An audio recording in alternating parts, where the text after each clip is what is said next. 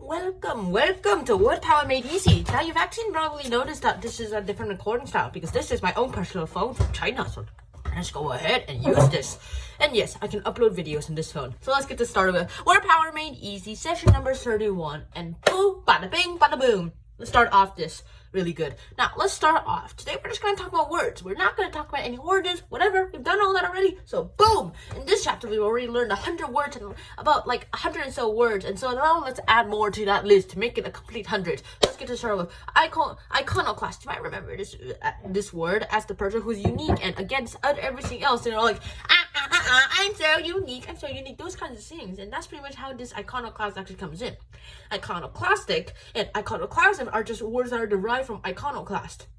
A second word is like related to God. Now this is more atheism, and then we'll go back to God later. But first of all, atheism basically means you don't believe in God at all. And atheism and agnostic, that's pretty good too. Now, what's wrong with all this? What's happening here? Well, the thing about this is that atheism just means you're not believing in God. An atheist is the person who believes in atheism, and agnostic is just the version of atheism.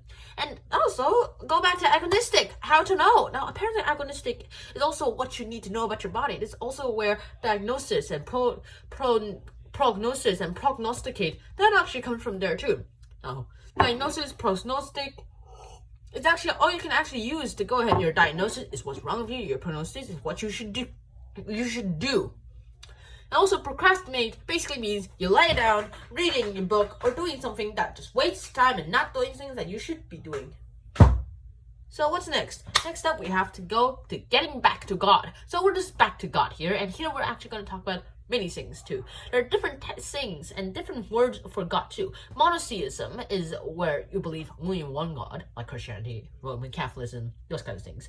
Then there's polytheism, where this is where you actually believe in a bunch of gods too, like the Romans did and the Greeks did. So did the Celts, the Norse. Those people, they all believed in many gods too. The American Indians and the Indians themselves actually did it. The Native Americans did it too, and so did the Indians. Then we have the pantheisms. Now, pantheism, this basically means you actually believe in one powerful God. Also, it's not exactly a God, it's just one powerful being. Then we have theology, the study of these things. So that's interesting.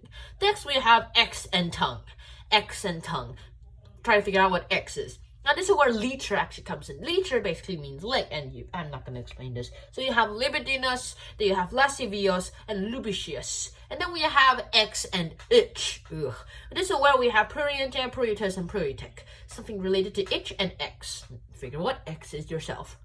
This is the seventh one is hypochondria, and this is actually the last one too. We also have words hypochondriac and hypochondrial, which hypo or hyper also known as means like excited, and so hypochondria and hypochondrial basically means it actually means a lot. I mean, there's a lot of words that we actually have to talk about. In fact, when I was doing the quizzes to this worksheet book here, it was pretty big, and I had a hard time doing it too.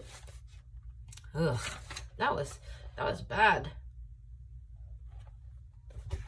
But hey, that's about it, and there are actually a bunch more words out there too, and you yourself use them too. I mean, English is something you can use every day, and math too. Science, yes, also not as useful as you might think, but English will be very useful. So is math, so is science, whatever. At least it gives you an understanding of how the world works. That's about it. So hopefully you guys actually enjoyed this episode. Hope to see you guys soon. Until next time, sign out, peace, and always remember to wear a helmet. Bye-bye!